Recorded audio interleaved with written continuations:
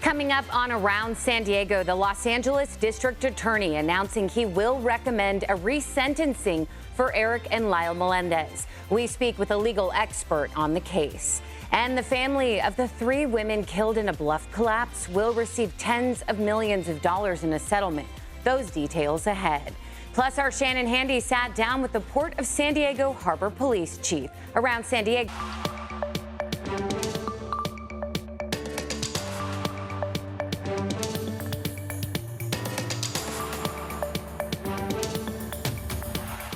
Hello and welcome. Thank you so much for joining us as we take you around San Diego. I'm CBS 8's Jenny Day. I'll get you caught up on a week's worth of news and look ahead in less than 30 minutes. We begin, though, with a decades-old double homicide. The Mendez Brothers now have a path to get out of prison, as the Los Angeles District Attorney just announced he supports resentencing in that murder case. CBS 8's David Godfredson spoke to a legal expert who says the ultimate decision will lie with the parole board. Under the law, resentencing is appropriate, and I am going to recommend that to a court tomorrow. It's the first step to freedom for Lyle and Eric Menendez, who were sentenced to life without parole for the 1989 shotgun murders of their parents inside their Beverly Hills home. Los Angeles District Attorney George Gascon made the announcement. Under the law, since they were under 26 years of age at the time that these crimes occurred, they will be eligible for parole immediately. The brothers were ages 18 and 21 when they committed the crimes. In recent years, new evidence has come to light indicating the boys were molested by their father, including a letter written by Eric 8 months before the murders, alluding to sexual abuse. There is no excuse for murder, and I will never imply that what we're doing here is to excuse that behavior, because even if you get abused, the right path is to call the police, seek help. Recent documentaries and social media campaigns brought attention to the sexual abuse and the push for resentencing. I think that often, for cultural reasons, we don't believe victims of sexual assault, whether they're women, whether they're men. The Menendez case actually has a couple connections to San Diego. The brothers purchased their shotguns at a sporting goods store on Convoy Street, and they're currently serving their prison time at Donovan State Prison in Otay Mesa. The DA has done something that is wise. Attorney Gene Iredale was not involved in the case, but he says the decision to let the brothers seek parole after nearly 35 years in prison has merit. The parole board is generally very sensitive to the statements and the wishes of the family. And in this case, the vast majority of the family are supportive of letting them be released on parole. David Godfredson, CBS 8. Yeah, really captured the nation lately. Well, the family of 3 women killed in a bluff collapse in Encinitas back in 2019 will be getting a $32 million settlement. The suit was against the city of Encinitas, the state of California, and the property owner where the collapse happened. The settlement includes an agreement for a public safety campaign and training lifeguards to warn beachgoers about keeping a safe distance from those bluffs. Family does not look at this as victory at all. This is just the beginning of what we hope will be a campaign for public awareness. Yeah, lifeguards say the general rule of thumb is to look at the height of the cliff, envision a third of it, and then stay at least that distance away from the bottom of the cliff. Now, this week, there was a new CDC survey on the sewage crisis. This is different than the one that just wrapped up last weekend when volunteers went door to door. This survey is accessible from a QR code posted from Imperial Beach to Coronado. They want to hear from people who work, live in, or frequently visit areas affected by the Tijuana sewage crisis. It's going to hurt to take the survey, because if we don't take it, then that's like we're not helping in the process to find some solutions, and so maybe some baby steps in helping. Yeah, they do want to hear from you. The survey will be online until November 22nd. Meantime, county supervisors are now exploring all legal action against corporations accused of contributing to the ongoing cross-border sewage crisis there in the South Bay. The board unanimously voted Tuesday in favor of that and to extend the local state of emergency declaration. The board is expected to get an update on those legal efforts every 90 days in closed session. The U.S. section of the International Boundary and Water Commission says it has seen more than 200 billion gallons of toxic waste enter the U.S. through the Tijuana River Valley just since October of 2018. Well, a plan to install dozens of more automated license plate cameras across the county is now moving forward. County supervisors approved the sheriff's request to install about 60 cameras just this week. This means some unincorporated communities, including Fallbrook, Rancho Santa Fe, Ramona, and Lakeside, could have the technology coming to their area. No, I get mixed feelings about it. I feel good about it, and then I feel like it may be an invasion of privacy in some cases. I think it's wonderful that when a crime is committed or illegal action that the police will be involved, because I always say, where are the police when you need them? Yeah, so the sheriff's office is acknowledging the community's concerns over privacy and data security. They say they've implemented strict protocols governing the storage, use, and access to that data. This technology is already in cities like Encinitas, San Marcos, and Del Mar. Well, only 2 months into this current school year, and right now, San Diego Unified School leaders are confronting a daunting budget shortfall looming next year. That projected gap for the 2025-26 now stands at $176 million. Now, declining student enrollment, discontinued COVID relief funds, and increasing student needs, including mental health services, have all contributed to this current gap. This shortfall could decrease as the school year approaches, as it has in years past. In terms of suggested solutions, not filling job vacancies created through attrition was proposed. Panic time for us. It's not good time, but it's not, let's jump off the cliff. We just work through it. Yeah, so the projected budget gap for the following year, it is even more dire, they're saying, estimated to be $230 million. More public workshops are being planned to allow the community to weigh in. The district also has to complete its first interim budget report by December 10th. Now, amid a rise in deadly fentanyl overdoses, local leaders are highlighting a new report that outlines recommendations for drug prevention and anti-overdose education programs in schools. It identifies 8 programs that schools can adopt that have proven results in benefiting students. Programs that build resiliency from kindergarten through high school and that allow children to make the right decisions by teaching them how to say a proper no, how to refuse when they are being tempted, and how to build healthy lives that they can be proud of. Yeah, officials say nearly 24 schools across San Diego County have already incorporated a program listed there in the report. They note that the number is growing and are hopeful it leads to every school in the county adopting one of these programs. Well, low-income students who live in Mexico will now be able to attend community college here in San Diego at in-state tuition rates. The implementation of AB 91, Assembly Bill 91, was finalized at Southwestern College this week.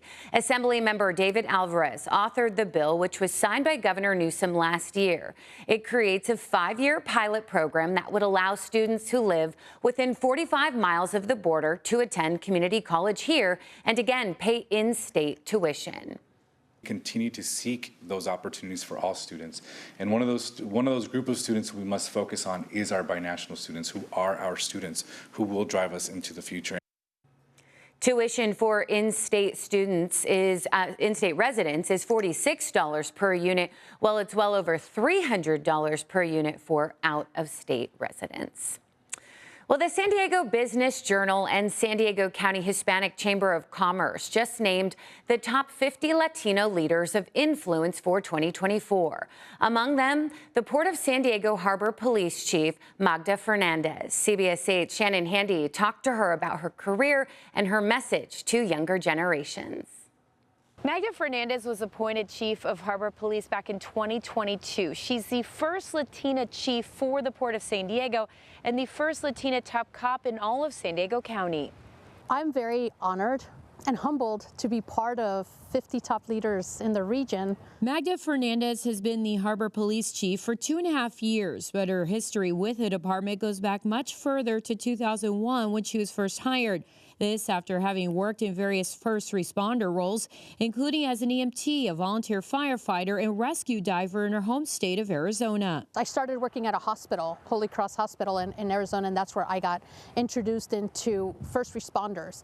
And that's where I transitioned over into becoming a diver and then rescue diver. Fernandez also served with the United States Coast Guard, where she investigated crimes as well as environmental and marine casualties.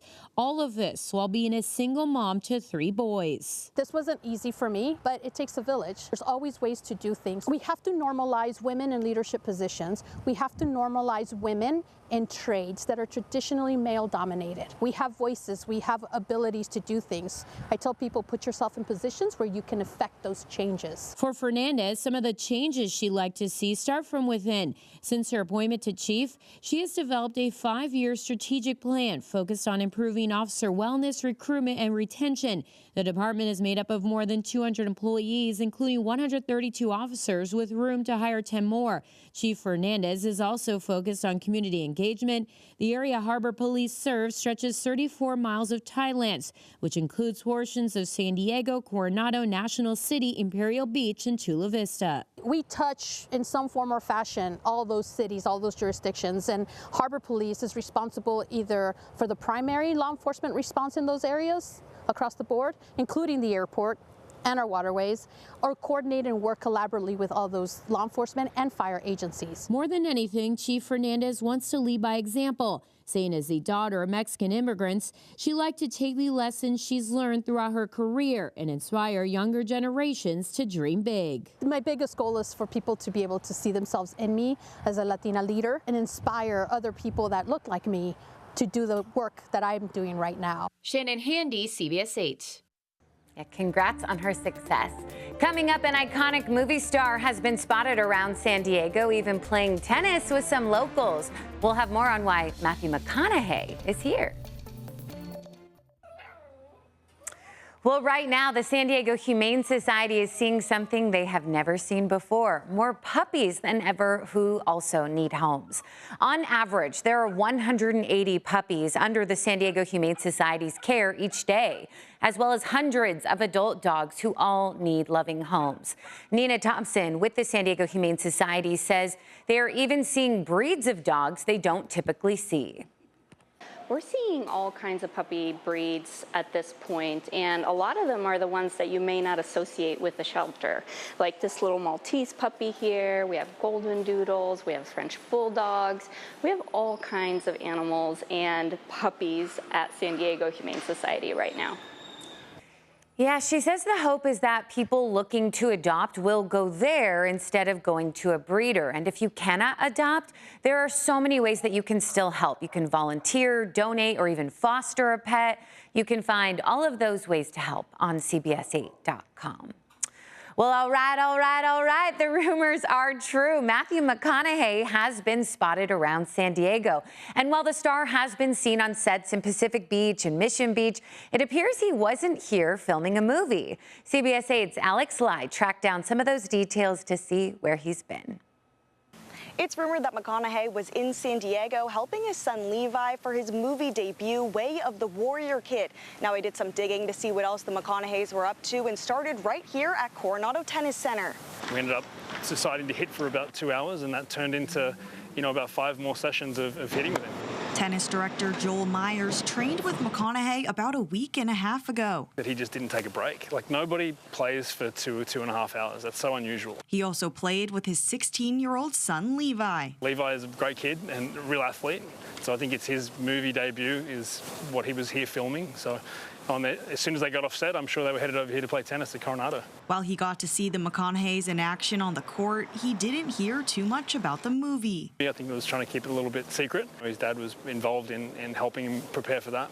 After hitting the tennis courts, I decided to come by Pot Pie Co. and Stella Jean Ice Cream in Pacific Beach after videos on social media were circulating saying that they were seen filming here.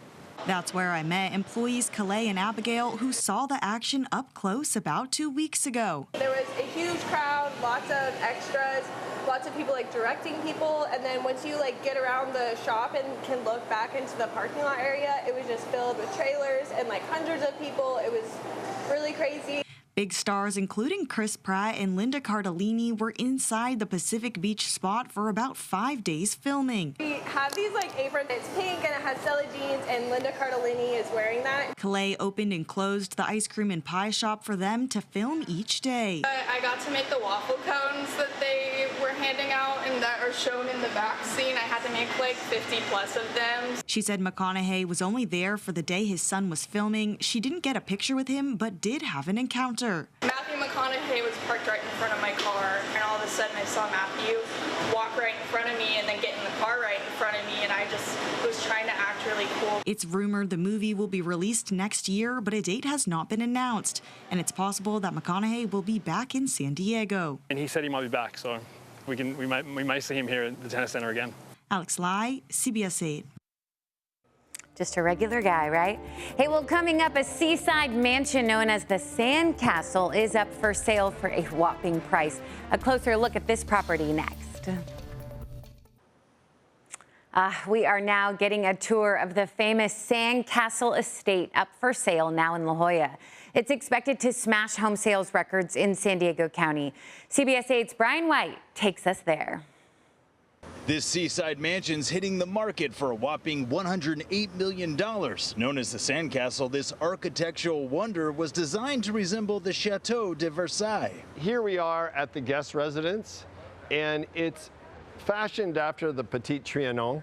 You see the arches, you see the structure, 3 bedrooms upstairs, family room, game room, and also has a phenomenal bar area. Brett Dickinson is one of the listing agents for Compass. Next, he showed me the main dining room. It's an ellipse and it has 18 and 24 karat gold all throughout, as well as crystal chandeliers. Billionaire Darwin Deason bought the home in 2009 from San Diego hotelier Doug Manchester. A few years later, he bought the home next to it and joined the two together in an epic remodel. He bought the house next door. It went through years and years of permitting, going back and forth, hired the best people you could get, and then he put this together. It's 13,000 square feet with 10 bedrooms and breathtaking balcony views, but what makes it even more unique is what's grandfathered in that the Coastal Commission won't let you do anymore, like build the seawall. What I have here is the same sand they use at Augusta. This is sand that is not local. It was imported sand. You have your own private beach down here, which is elevated about 10 feet off of the sand. And if that isn't enough, this place has even more one-of-a-kind features. This is a cave that goes quite a ways back, about 80 yards. This was actually a vacation home for Deason, but he wasn't using it as much as he used to. It was a dream, it was a vision, but like many of our sellers, it went through its process. His kids were here, his grandkids were here, everybody enjoyed it, and he just wants to sell it. Whew, we will certainly keep you posted if and when it sells. It sure is incredible. All right, well, that will do it for us. Thank you for your time. Thanks for staying informed. For CBS 8, I'm Jenny Day. Take such good care.